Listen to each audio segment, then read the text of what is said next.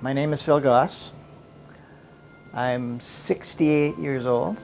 I was born in Toronto, but I live in Winnipeg now. I'm the maintenance facilities manager at Main Street Project, youngest of three children. Pretty well left on my own from an early age. I was on the streets at 10 in Toronto, so pretty, it was normal for me, but I guess it would be sort of strange for some people. I was an alcoholic at 12. You know, I was hospitalized for alcohol poisoning when I was 12 years old. Almost died. I was pretty well on the streets my whole life and in jail, 15 years. And heroin addict, meth, coke, you name it. So I was all over the place. I had nobody to look after me.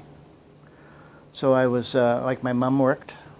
She had her own interests. She'd been through a marriage breakup. She had 3 kids to look after. I was shooting heroin every day and doing whatever. And I couldn't really get rid of the fear that was inside of me. Like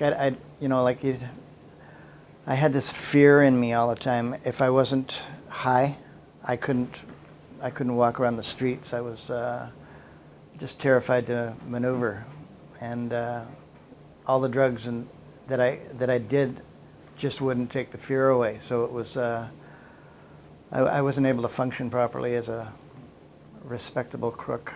One of the things that motivated me to change was the fear that I had. The constant fear. I was hitchhiking. I left Vancouver with I don't know, a couple of bucks in my pocket, and I got a few rides. And one of the last rides I got was from this 23-year-old pig farmer, and like I was sick. I was kicking a heroin habit. It was just starting to get sick from it, and the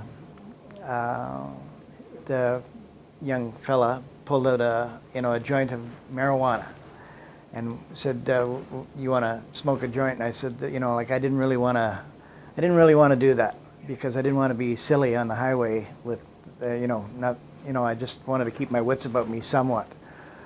And the conversation went to, alcoholism or addictions and blah blah blah. And he mentioned that his father had a drinking problem.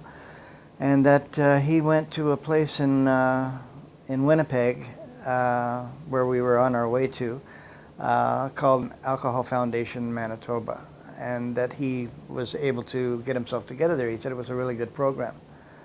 And he drove me there. He dropped me off at the front door. So like, I thought, hey, give it a shot. I went in and I talked to them, and they wouldn't actually take me. Because I was from out of province and I didn't have any Manitoba medical, so they gave me cab fare, I believe, and sent me to Main Street Project. They said that they would help me. I lived on the mats in the other room for a few days, and then I went into detox, and I was 3 weeks in detox, kicking my habit, and then I went to another place that was associated with Main Street Project, which is called Galt Street, which is like what Mainstay is now. It's a transitional housing, and I was waiting there to get into a treatment center. I met my wife, actually. She had 8 years in the program, and she helped me a lot.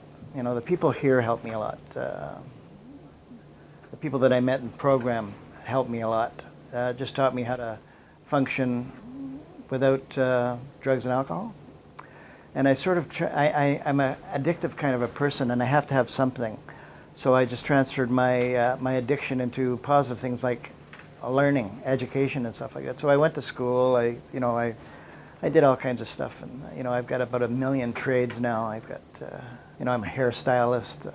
I'm a printer.